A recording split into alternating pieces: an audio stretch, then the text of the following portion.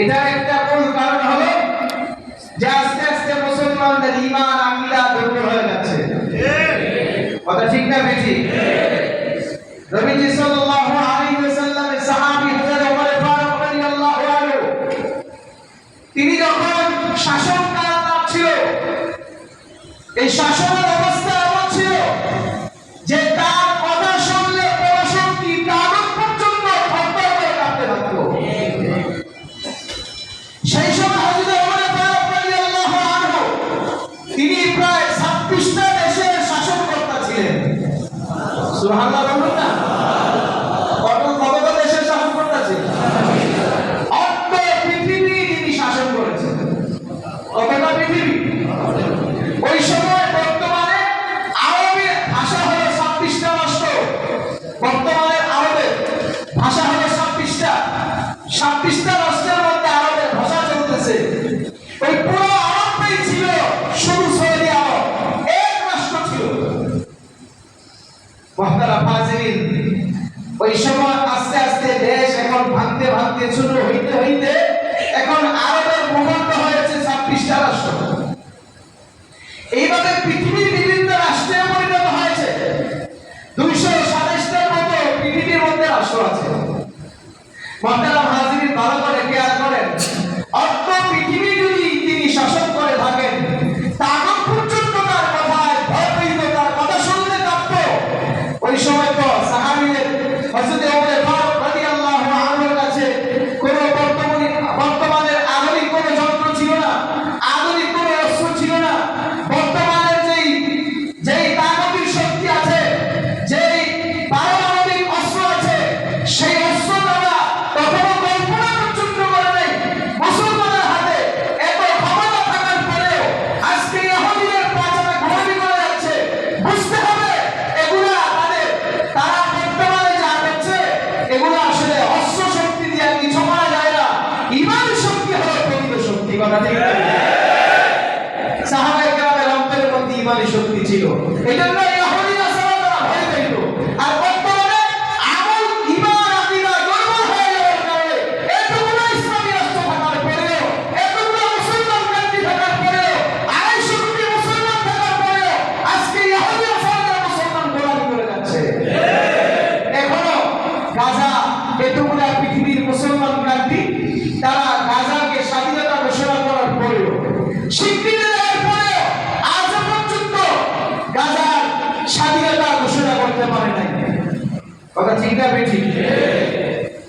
গাজার এখনো পর্যন্ত হামলা করতে পারে নাই। তাহলে বুঝতে হবে মুসলমান আমাদের সামনে পরিণতি আরো ভয়াবহ আছে। কথা ঠিক না বেঠিক? এই জন্য এখনো সময় আছে, মুসলমান এক হইতে হবে, মুসলমান এক সক্রিয় হইলে, বিভিন্ন ভাবে বিভক্ত হয়ে গেলে মুসলমানের ভাই ভাই ছাড়া দ্বিতীয় কোনো রাস্তা নাই। মুহতারাম হাজিরিন, আমরা গাজাবাসীর জন্য দোয়া করি, আল্লাহ পাক যেন তাদের উপর রহমত সাকিনা নাযিল করেন। বলুন আমিন।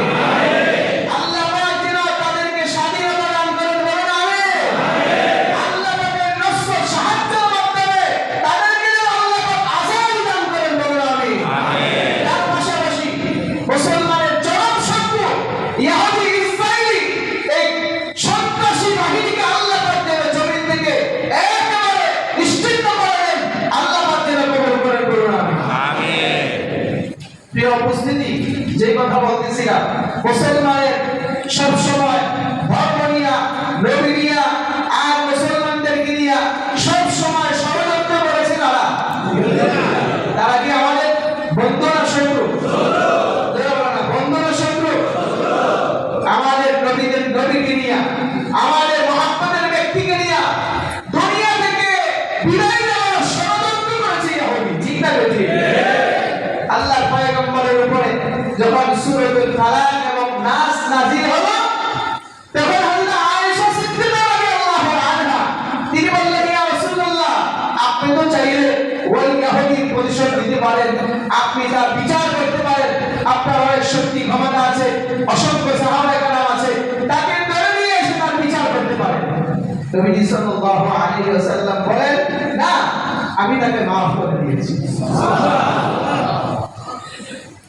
কত উত্তম আদর্শের অধিকারী হলে 6 মাস ভোগান্তির পরে নাম জানা সত্ত্বেও ক্ষমতা থাকা সত্ত্বেও তিনি সেই ক্ষমতা দেখান না।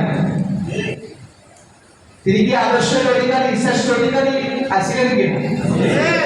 আর আমরা তার উপর কি? আরে জয় হয় না, আমরা তার উপর না। এখন ওই আদর্শ আমাদের ধরা দরকার আছে না নাই? আরে জয় আছে না না? আছে। ক্ষমতা থাকতে ক্ষমতা দেখাইতে নাই হয় না। আর ক্ষমতা থাকার পরেও ক্ষমতা দেখাইলে এই আখেরাত ব্রহ্ম থেকে পারে না। কথা ঠিক না ঠিক? এখন আমাদের ক্ষমতা আছে কিনা চাঁদাবাজি করবো? না। ক্ষমতা আছে কিনা আরেকজনের উপর জুলুম করবো? না। ক্ষমতা আছে কিনা আরেকজনকে আমি নির্যাতন করে দুনিয়া থেকে বিদায় করে দেব? না। বরং প্রকৃত শক্তিশালী তো সে নিজের ক্ষমতা থাকা সত্ত্বেও ক্ষমতা দেখায় না। কথা ঠিক না ঠিক? নিজের রাগকে কন্ট্রোল করতে পারে, নিজেকে নিজে ধরে রাখতে পারে, সেই হলো প্রকৃত শক্তিশালী। কথা ঠিক না ঠিক?